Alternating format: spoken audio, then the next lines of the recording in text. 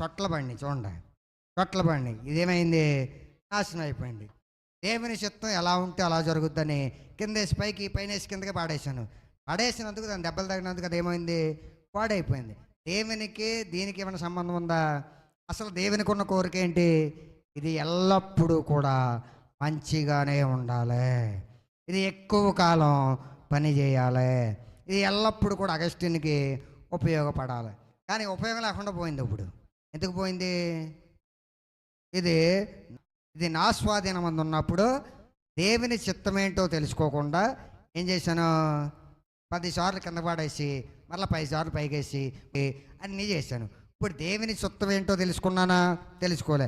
ఉత్తమమైనది ఏంటో తెలుసుకున్నానా? తెలుసుకోలేదు. అనుకూలమైనది ఏంటో తెలుసుకున్నానా? తెలుసుకోలేదు. సంపూర్ణమైనది ఏంటో తెలుసుకున్నానా? తెలుసుకోలేదు. ఇవన్నీ తెలుసుకోలేకపోవడానికి ప్రధానమైన కారణం ఏంటి? తగిన జ్ఞానం నాకు లేదు.